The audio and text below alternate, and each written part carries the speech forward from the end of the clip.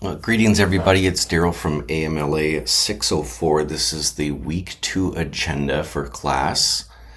Wanted to go through kind of an overview of the week before we get into our day 2.1 together online today, 4:30 Central on Monday, July 13th.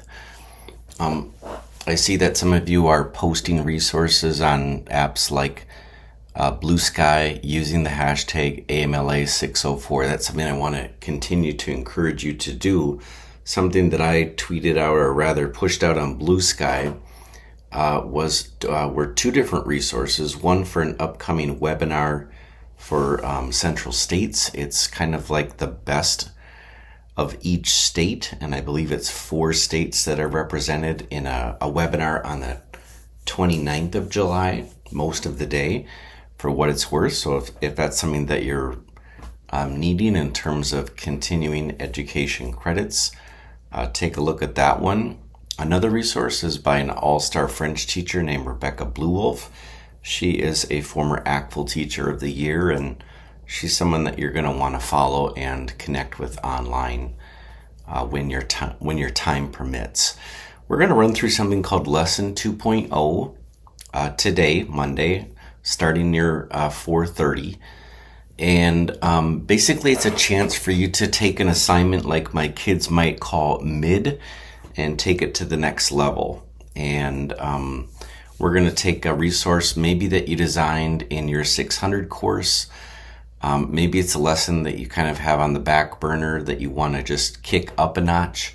And we're going to do that with the help of those learning technologies. If time permits before, please explore these 4 resources.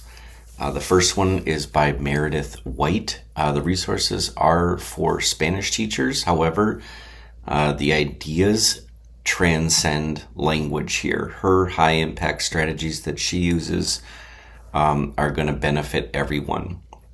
Second one here, Leslie Gran, former ACTFL board member. You're going to want to take a look at her resources. Authentic resources in particular stand out. 40 Ways Students Showcase Mastery is a resource that we use at Blaine High School when we work with professional development.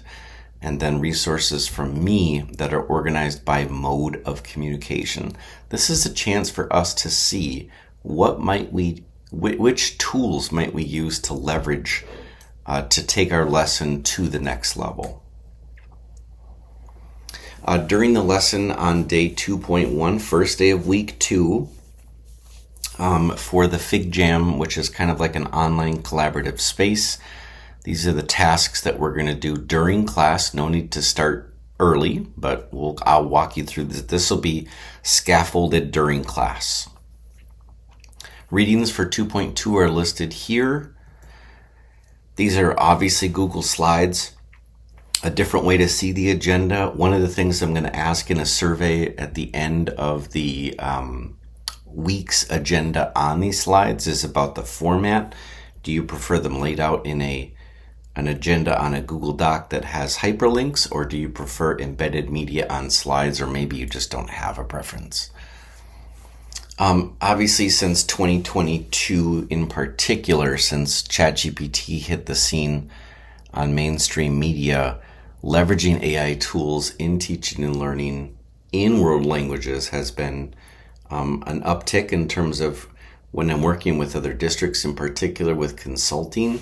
Click into these slides to just learn more about how you might prompt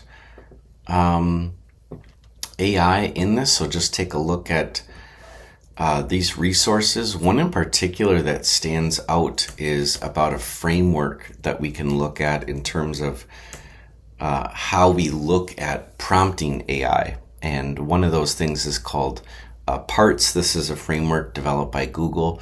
And I think it makes sense for teachers in terms of declaring what your role is, what is your aim in terms of what you're after, who's the audience for that, the theme of it, and then the structure also. So one way that I might prompt AI is by laying out this prompt, and I'm just sharing, this is what I value, this is who I am, this is what I'm after, this is my setting, and all of those parts then are highlighted. So Go ahead and explore those resources.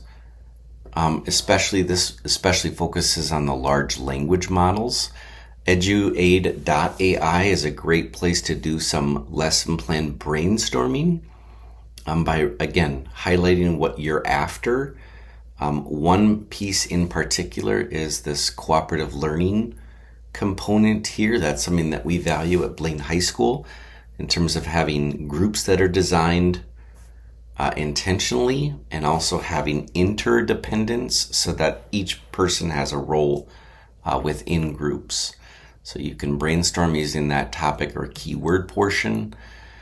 Notebook LM is another way, and I would invite you to consider to quickly create a second scoop of learning, a required component for an upcoming assessment for your micro teach with learning technologies lesson design. So eventually we're going to get into that, but this is a quick way to create resources for your students as a second scoop of learning, where you can just add your resources here on the left. This is a tool that is developed by Google, so all dry resources are friendly.